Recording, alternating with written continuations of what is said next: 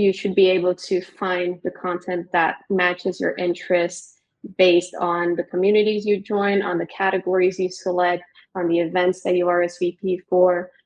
So you're not always bombarded by too much information that gets overwhelming for you and the value just loses itself.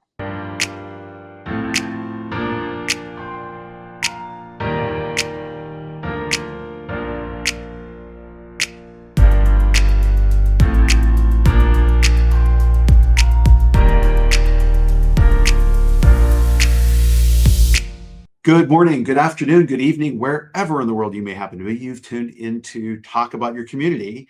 I'm Todd Nilson with Clocktower Advisors, your host for this show, where we bring in a variety of perspectives from across a variety of disciplines of people who talk about or think about or write about the business of creating meaningful spaces to connect online, offline, and in between the hybrid spaces. Today, I am excited to be able to welcome to the show my guest, Alexia Oliveira, who is the lead design and implementation at Chari, which is an online community creator of Connective Network. Alexia, welcome to the show. So glad to have you here. Thank you so much for having me, Todd. It's a pleasure to be able to share a little bit about how we build communities at Connective Network and a little bit of what I do in my role within the company. So wonderful. Very happy to be here. Really looking forward to digging into this topic. My own experience and journey with community design goes back many years now, where I originally worked with an agency and had a team of both UX as well as visual designers who were involved with that process of building out the look and feel and experience of online communities. It is not easy work, and making it seem simple and intuitive and clean. And I've seen some of your work, and I know it is all of those things. I am eager to talk about some of the considerations and trade-offs today about designing these kinds of spaces, as opposed to other kinds of websites, which are qualitatively and quantitatively different, I would argue. So let's get started. First of all, how did you get on the journey of being a designer, and then how did you get involved with Chari? And I'd love to know a little bit about that origin story for you. Absolutely. So I started with Chari in 2021. So if you remember, that's during the pandemic. And I was living in the States since 2018. I'm originally from Brazil. This is where I currently reside today in Rio de Janeiro. But I moved to the States. I'm a musician as well. That's my other facet.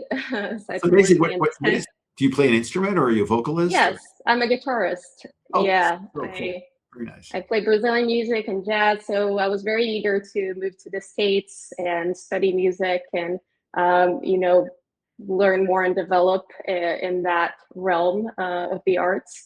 And I've always had a love for the arts, and design was always a big part of my life, since I was a teenager, from going on social media and designing backgrounds and designing images and graphics and building sites. That was always a passion of mine. And whilst living in the States from 2018 up to 2021, I was working mainly as a Portuguese and English teacher and doing some other freelance and service work. But during the pandemic was when I really got focused and started doing some freelance in graphic design and illustration. So I would build logos and brand identity for my friends' small businesses, and I would put together websites and pitch deck presentations. And through one of these projects, I was working with a project called Stonehenge, which is located in Pennsylvania, in kind of rural Pennsylvania. It's a eco village, and they were pitching, building a pitch deck. So I built a pitch deck for them to present to investors to invest in the project. They were very focused on online spaces and building community around sustainability. So through that project, I got connected to a different project that was called Communitas Zone, And Communitas Zone was basically a worldwide community that was being built by sustainability leaders. So Connective was the platform that Communitas Zone was being built on.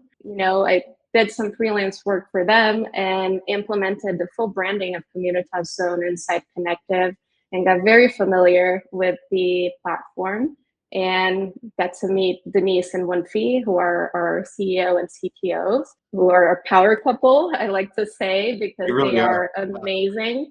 Denise has a really incredible background on Wall Street and finance, and and Winfie is a tech genius. He's like loves building and developing. So I really was compelled by the mission of Connective and got to experience a little bit of the power of the platform through what we were building at the time with Communitas Zone.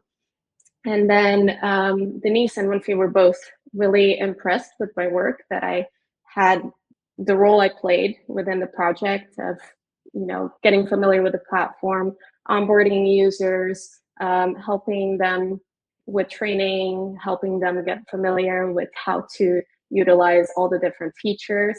They offered me a spot on the team. And from there on, I've been with them ever since. We've been going on 5 years now. Really incredible. So that was how I got my start, kind of serendipitous. I like to say it was one of those connections of the universe that kind of happens, in a whim, and really works out. I've always believed some of the best adventures happen through serendipity. That's really Mhm. great. For anyone who's curious, I did, as part of our demo series, have Denise on to give us a walkthrough of the Connective platform. So if you're interested in that, we will have a link probably up here to anybody that's interested in checking out that interview as well, because I think it's a really neat platform, one that I hadn't been aware of previously. But what struck me, and this is another compliment to you, was just how clean each one of those platform implementations of Connective looked when they were put into place. And so I'm eager to jump in and start looking at some of these communities that you've worked on, and some of the aesthetic and practical choices for information architecture that you've worked on with customers, because it looks like you've worked with a number of them. And every one of those communities that I looked at, you could tell there was a relationship, that they were built on the same platform, but the differences in look and feel, gave each of them their own distinct personality.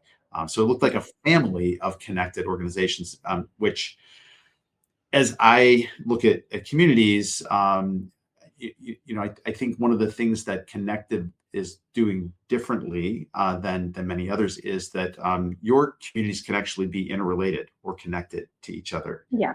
in some ways. So We that's, call that an ecosystem, right? yeah, We like to say it's an ecosystem of communities and networks, and we're really elevating that. And I'm going to speak about the AI integration we're walking towards at the moment later on. But it's really a unique point, or a unique feature of Connective, right? To be able to create that interconnectedness between these communities and allow some crossover and make that happen very seamlessly, also during the user experience. So the user can basically join a variety of communities that are part of the Connective ecosystem, and can jump from one to the other very seamlessly with the UI. And they also can, cross-pollinate in terms of members, in terms of content. So all of that is really, the very unique part of Connective, and something that we're pushing even further now with the integration of AI. So it's going to be taken up to a new level very soon. I'm excited to see it. And Yeah, so I know we're going to get into doing a screen share in just a second, but I sure. wanted to ask you up front, because you had shared as part of your story, you started working in, helping friends or companies Mhm. build a logo, build a website, create sites. What for you were the biggest adjustments, or maybe surprises or changes, going from what I'll call, traditional UI UX work or design work Mhm. into into the space of online communities? It's very different. It's a big jump because when you're working with communities and when you're working with clients as closely as I do, I like to say I'm the bridge between our clients and the tech team because I'm constantly in contact with our clients trying to understand what their goals are for creating the community. And we work with, you've pointed that out, right, with a big variety of clients. And, they're in various different spaces from NGOs to, groups of former lawyers that are going into business, and banks, and women founder communities. So it's really important for me to understand what's the mission behind each one of these communities and understand why are they looking for this space to build connection. And from there on, understanding what features will best serve them and putting that together. So it's an end-to-end experience. It takes a long time for in between the initial conversations and understanding and helping the client also understand better how to get their message across and how they want to provide that space for safe connection amongst their group, right? And what is the architecture behind what they want to build, if it's one main community or many subgroups, if those groups are divided by geolocation or by topics of interest. So all of that is very unique. And I like to say my work is never boring because with every client I work is a whole different scenario. So that goes on to inform how the brand is implemented on the platform, what features are they using. And it's important to mention also that a big mission of ours and what we are providing the space for and the platform for is to kind of replace those big tech stacks that people end up building in their businesses, right, or accumulating while trying to build their business and make it functional, right, with all the different tech tools we have today. It's very easy for it all to get spread out and you're paying for many different subscriptions and you're relying on tons of different logins and different software to achieve one thing in each of them. So Connective comes to provide a unique space so you can have all of that functionality kind of combined into one hub where you own your data. That's a very big part of Connective as well as data ownership. So it's different from your regular social media where your data is just out there and Amen. Amen. Yeah. And so we're very big on security, on providing our clients with the best training so they can manage their own communities, they can serve their members the best they can. So I would say those are very different from the website design and just meeting the client's expectation on a visual aesthetic way, making something that will actually work and function for them and allow them to scale their business. I'm glad you brought up the differences on the social media side, because that difference is stark. The owned versus the earned, kinds of spaces, and the fact that you basically own the platform of the data that happens in it makes these community spaces a much richer place for getting customer or stakeholder insights, through that process. And you have a lot more control over the look and feel of that space. And one of my favorite topics, is the idea of data sovereignty. Is my data my own? Through that space. Yeah. Try getting your data out of TikTok or even LinkedIn. And that's a bit of a hassle to do.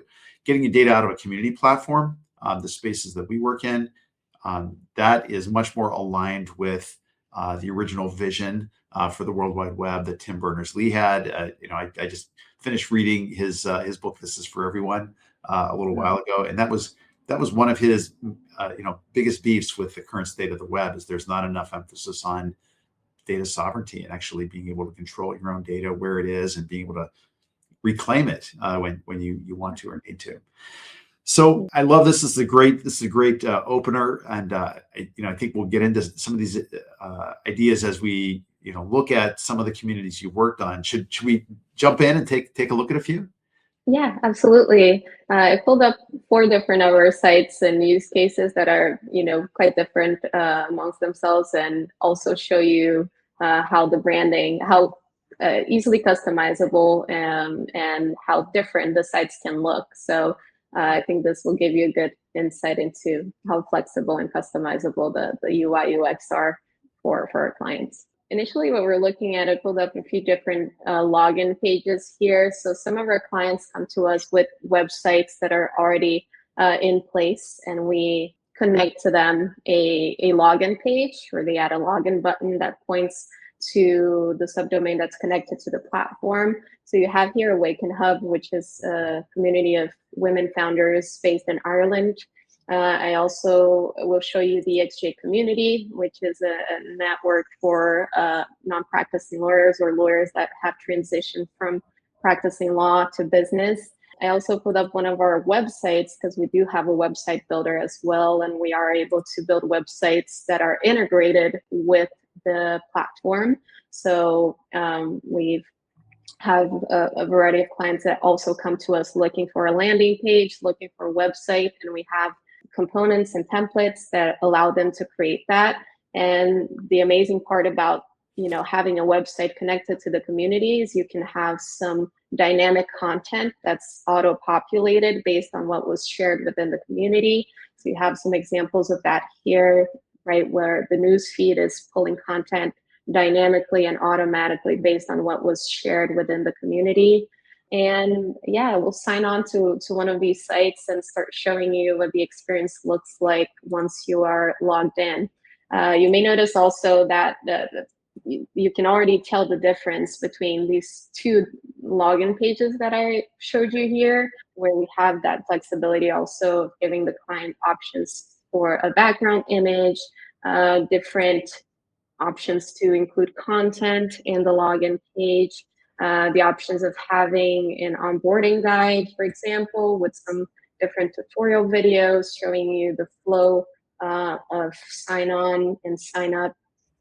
You have here also, if I could show you the sign up page for the XJ community, for example, we have very robust form builders that allow you to customize questionnaires, pre-registration, right? If you're vetting registration, also you have the ability of building forms inside the platform as well, as part of the onboarding or as part of an assessment or questionnaire or profile. So we give you options of a lot of different form styles and ways to get information from your members. We also have the ability of paid membership, right? So some of our clients have different membership tier models Yep. or different user types. So all of that is part of the initial implementation of understanding what is the architecture, what is the goal that the client wants to build. Are they looking to monetize their community? Do they want revenue coming from memberships, or only from inside the platform purchases or activity? So that is the initial setup that we look to understand based on each use case. So So I those goals. Sorry to interrupt, but I'm going to stop here. So like these landing pages are really important for online community. Mhm. And what you're talking about, understanding what the goals are for each one of those customers is very important, because these pages are often they need to make a case for why somebody would want to join the community, and that needs to be some combination of the features or testimonials that I would want to include on a page like this. And so Mhm. it's nice to know that the platform has these elements that are available, such as I could pop up and see a video about like why I'd want to join. I've got this nice onboarding guide here. I've got sort of this simple sign-in page, but then that even the design of the form for signing up for the community for the first time, which you showed, there are a lot of decisions built into that. Like, how do we not overwhelm people with asking too many things of them? There's like a balancing act that's there. And so like in this conversation, I'm less interested in the features and functionality of Connective and more interested in your recommendations and choices as a design expert when you're working with those customers. Because as I've worked with customers a lot over the years, many of them want to throw in the kitchen sink and everything into that process. What kinds of things do you say to them to help them to really focus in on the things that they want and need? Like, how do you ensure that it's not an overwhelming user experience when somebody comes to this page, that it's just enough for them to be able to make that? And like, as I've worked with UX designers over the years, like they'll say things like, hey, 5, no more than 7 options in the main navigation. Like there are things we need to do to make sure that people are following the primary calls to action on the page that we want them to have. I'm wondering if I could encourage you to talk a little bit of inside baseball about some of that coaching that you give to customers through that process. Yes, absolutely. So it's very true that some of the clients come to us with a lot of information that they want to get from their members up front.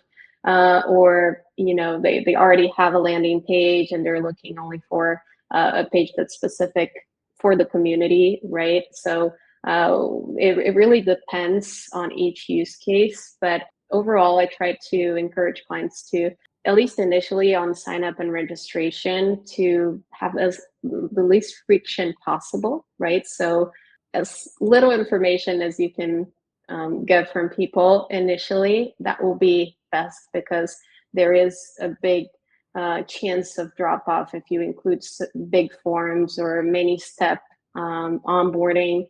So, I think keeping it concise, keeping it minimal initially is the best to get people in. Some of our clients do, for when they're charging membership fees, they offer a free trial for a month or something of that nature to kind of get people in to peek around and see if they really find value in the community. That usually works really well. I'll show you a little bit about our onboarding. So using the example of the EXJ community here, you can see their sign up form was quite simple, only a few questions like what best describes you. So the site owners can understand a little bit more about their audience. Here we have the onboarding. So I'll show you the onboarding form and what that looks like. And just to cover off on that sign up form, you can always add to it later and maybe A/B test and see if it more affects the drop off rate. So like I appreciate that less is more approach that you're adapting.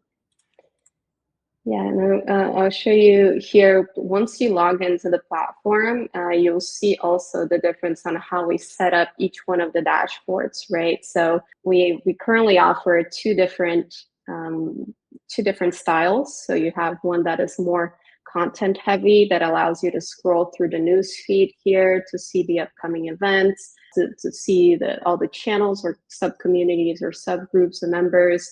And then you have this one that's more metric focused, right? That tells you how many resources are in, how many messages you have pending in the chat, what is the latest news feed. We have sections also that can cover some welcome or even more video content here. I'll show you. They actually have a little platform tour, and they have the how to build your profile videos. So the section for that's more instructive and tutorial oriented, section showing your most recent events. So the idea is for the person to jump into the platform, and depending on what the customer and the site owner wants you to see first and interact with first, we will build this dashboard page accordingly. Right. So Awaken Hub, for example, their main focus is the events. Their newsfeed is also a very active newsfeed. That's what they wanted to highlight first. Their channels are also where the groups connect over different topics or different regions in Ireland. So they have a channel for each county where people can connect and schedule meetups in person, or whether they want to connect online. This is the perfect place for it. So showing you here a little bit about the dashboard page, which is the most customizable page and usually the one that differs the most between clients. If I go into sustainable IT here, you'll see they're using that same widget style as the EXJ community. Just you have things in different placements. You have them highlighting their communities here at the middle. So all the setup of this dashboard page is also informed by what the clients want to highlight first. I have so many questions, but yeah. So this is wonderful. So I'm wondering. So back in the olden days, when I was working on Jive platform and some early Salesforce kind of stuff, what our design teams would do, our UX person would put together a wireframe of the page. Put maybe even spend some time on the information architecture, what the navigation items happen to look like in that space. And then, our designer would actually mock up the page. I suspect we don't need to bother with that anymore. We probably just kind of build these things out on the fly with the customer spending time there. But I'm wondering what your process looks like a little bit. Like when your customers are saying like, look, I need 22 channels on this left-hand, margin here. Like, how do you talk them through that process of, deciding what's most important to them? How do they order these things? Like what should go at the top and what should go at the bottom of that list? Like, and even these elements on the page here, I know that with Connective, I can configure those in different ways. How do you guide them through those choices? It's really important to narrow down what is most important to them initially, and we always advise them on a sort of a rollout strategy. So starting with less features. At the beginning, less is more, right? So we want the initial users to come in and not get overwhelmed by the number of features. You see here in sustainableIT.org, this is one of our communities that has been active for the longest time. And this, you can see their set of features on the left here is quite long, but this is something that they rolled out little by little, right? They started with 6 or 7 features and then they started adding more. So this is an advice we give all of our clients in the beginning. You want, as for the channels or sub communities, depending on how they want to set that up, or using the example here of Awaken Hub, they have them set up based on the counties of Ireland because they're a community based in Ireland. So they have a channel for each one of the counties, and that's how they started. But as you can see now, it's grown since then, and they have communities or channels based on topics of interest, based on the interactions they were seeing from their community. They decided to add a sub-community for ed tech and something, and they started their cohorts. So they have each channel for their cohorts, their big sisters who are the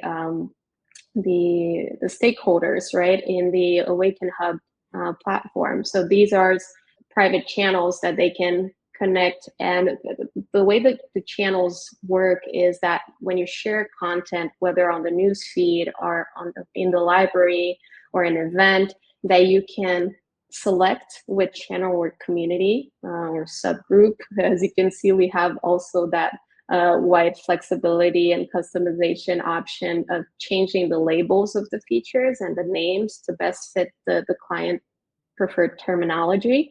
So, some call them channels. You'll see in Sustainable IT, it's called communities.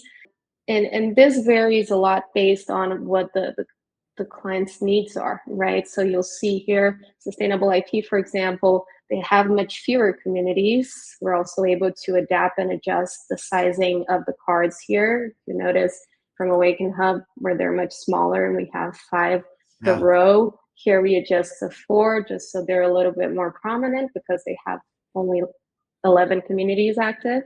And these are really depend on what type of subgroups they want to build. The XJ community is one one group for all, right? There are no sub communities. So that's a big difference for us when somebody comes to us with like without the intention of building sub communities. We kind of have to reframe and the way that content is shared, because all the content will be visible to all the members. Right. So it's really different, changes from client to client, in the case to case. I have so many questions, but I have to curb my own enthusiasm about some of this stuff. So the observation that I'll make here is with this particular community where everybody can see everything, Mm-hmm. that sidebar listing here is a lot longer and maybe a little more overwhelming to a newcomer who comes in. Yeah. So that's sort of the mental trade-off here, as opposed to the Awaken Club, where I can drill down. Like there is a second level, and I don't necessarily love a lot of tertiary choices for somebody to have to make. But I think in this case, it's totally warranted because there's so many with the cohorts and the counties that are represented here. And if I were seeing those at the top level, I would be stressed out to see that many choices. So like as a designer, this is about designing to avoid overwhelm, for people as they come into this space as a newcomer for the first time, because getting them oriented to something that's like a big beefy menu of like way too many options, then the immediate question is like, where do I start? And you know what, if I have too many options to start, I probably won't start anywhere. I probably won't use the platform. I'll run away. Yeah. Right. And the big value that people find in these channels and sub communities is really the ability to target content specific to these communities. So you'll see, if I enter one of these individual channels here, you'll see, for example, Awaken Angels, which is the channel they have specifically for investors. You will see an instance of the news feed. You'll see an instance of the feed of events. So you have content that's specifically shared here, and users will only get notified. They will only receive the updates if they are a part of this community, right? And a part of this group. So this avoids the flooding users with information, or when there's too much activity on the platform, you're only getting alerts. You're only able to view also the content that's shared to the communities that you're a part of. So that kind of reduces the noise that you get on a platform like LinkedIn, for example, where you're seeing everything that your connections are sharing, regardless of your interests. We also have the different interest in expertise categories that are very integral part of the platform. So whenever you are creating, for example, I'll show you the library here, which is what we call our evergreen content space. I'll show you in sustainable IT because they have a very, on EXJ community, because they have a very great example here on how you can segment content and organize different tabs. So this is content that has a longer lifespan than just the newsfeed post. And when you go into adding them, or when you go into searching for them, you can use these interest categories to find what actually interests you, right? So if you're looking for content about art, or about insurance, or about crisis management, you can search it by category. So all content is tagged, and you're able to get to what's relevant for you. So that's a big driving force for us, is to always create a platform and put that into the architecture of the community, that you should be able to find the content that matches your interests based on the communities you join, on the categories you select, on the events that you RSVP for. So you're not always bombarded by too much information that gets overwhelming for you, and the value just loses itself. Sure. It occurs to me that you're in a unique position as a designer, as someone that helps to configure and lay out these spaces for customers and help them with their implementations, that you're also a product designer, that you are working directly with. Sorry, I didn't meet Denise's husband, so I don't know how to pronounce his name, but One fee. one fee. you've had the chance to give direct input on both this current version of the product as well as the new AI driven version. I'd love to kind of shift gears a little bit and talk about the sorts of feedback that you've been able to give him as a technology professional, but not necessarily a visual designer or somebody that is designing for user experience, and then maybe how that has affected the new version of this product that I know that you and the team are working on for something that's a little bit more of an AI first, AI native approach to community. The way that it informed the redesign of the platform was, because we say it's a redesign because we completely changed the layout, and maybe we can have another session pretty soon once that launches, so I Definitely. can show you that new layout. But the idea is that from working with clients over these last 5 years, I've really got to understand what their pain points are, what is the difficulties that some of the clients come with, that they don't have the best understanding on how to sustain engagement, on how to populate the platform with content so that it's always, offering new activity to their members.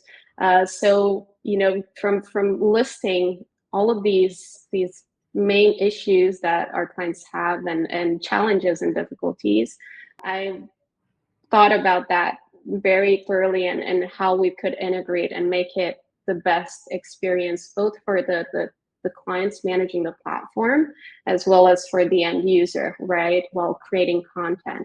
So from the very start of the experience of coming into the Connective website and starting to build your community, we're going to have an AI agent that helps you with that. So the question it'll ask you is, what is your goal for building a community?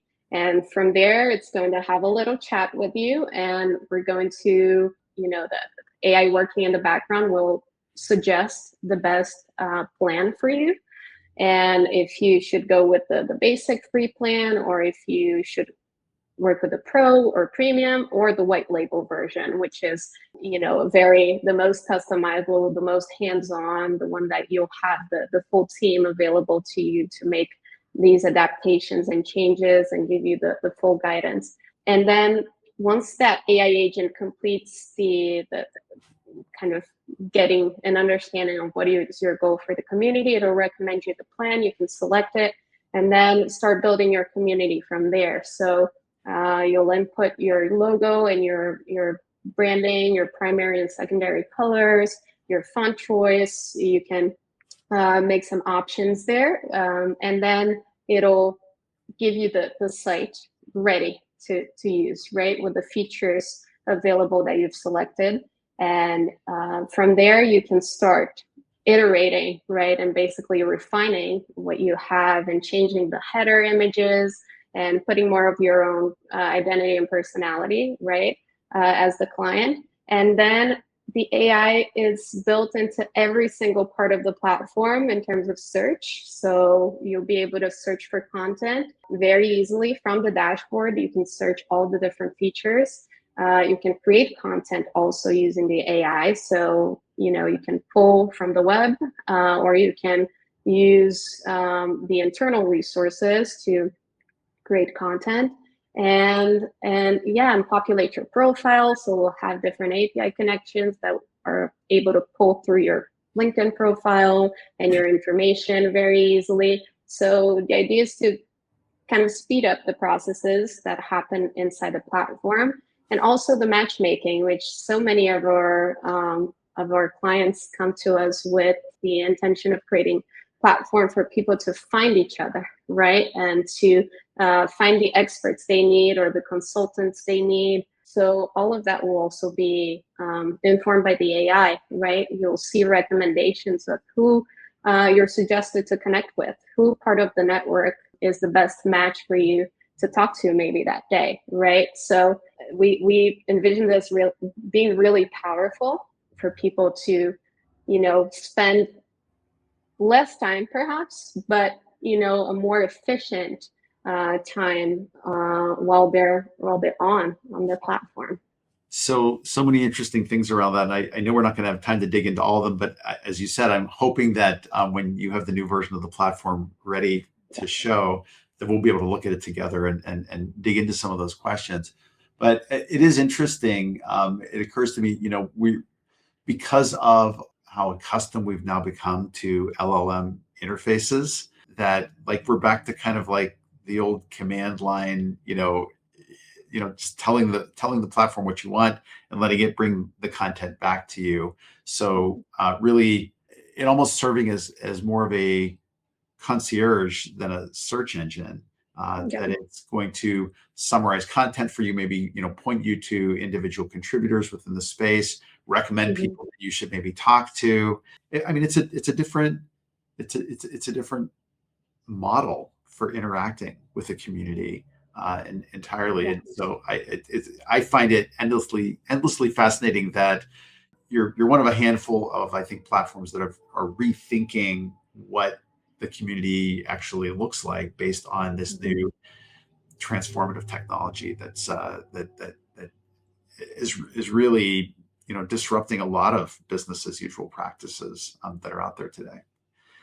Yeah, because we spend a lot of time building, the search filters and the integration of the categories and, making the platform very action oriented, right? And what we're seeing with AI through many different, softwares and is that the idea that you can just type in what you want or what you need or what you're looking for, and it in a flash just gives you exactly that is something that we're looking to integrate, right? Because people will soon the full search filter selection and the even the typing of search command or things like that are already becoming a little bit obsolete, right? So we want to make sure that we stay up to date with those new developments. And, in a community space, we're really envisioning how this could be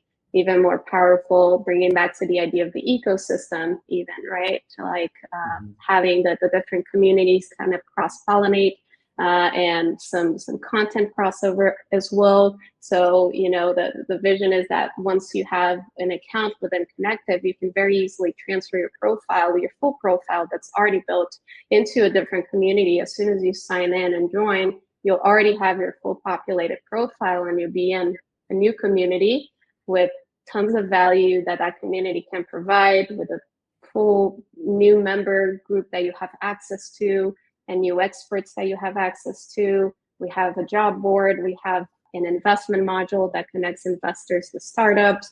So all of that will, the power of all of these individual features will be maximized by the implementation of AI. So it's a very exciting development, and I can't wait to get back on and show you.